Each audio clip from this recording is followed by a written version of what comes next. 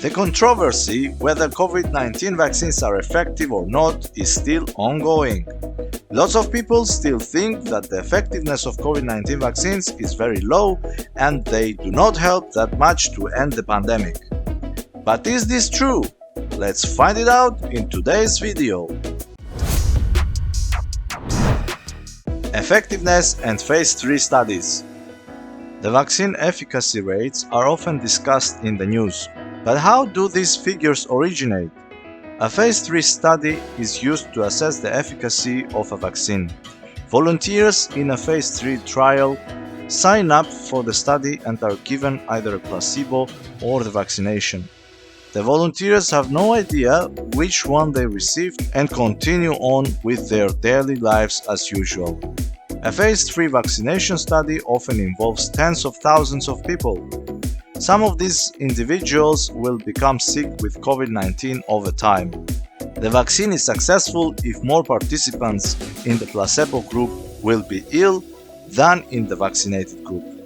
The vaccine's efficacy is calculated as the ratio between the groups. The capacity of a vaccination to prevent clinical and laboratory confirmed infection is the most accepted definition of effectiveness. This is when it gets very intriguing. As per data from Phase 3 tests, Pfizer's vaccine was the most efficient at avoiding symptomatic COVID infections with a 95% success rate. For Pfizer, the confidence interval indicating the real efficacy was most likely between 90 and 97%. Moderna came second with a score of 94%. There is also Sputnik, which has a 91% rating. With 78 and 72% efficacy, the two Sinopharm vaccines rank 4th and 5th respectively. Johnson & Johnson is ranked 6th with 66.5%. Finally, AstraZeneca reported a 62% efficacy in their December 8th release, with a significant range of uncertainty due to their small sample size. In their Phase 3 trial publication, AstraZeneca utilized a sample of less than 9,000 people, when other vaccines used data from 20,000 to 40,000 people. The disparities across the research locations are another critical aspect to consider. These studies were conducted in a different country and at a different period with distinct demographics, for example, people of various ages and professions. This is the main reason why we cannot determine for sure which is the most efficient vaccine at the moment.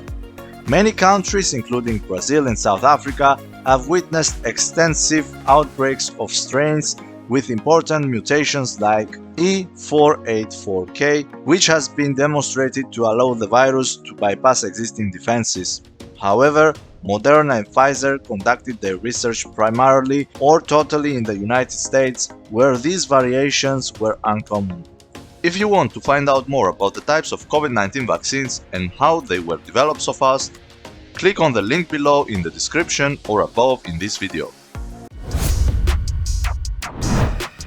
Side effects.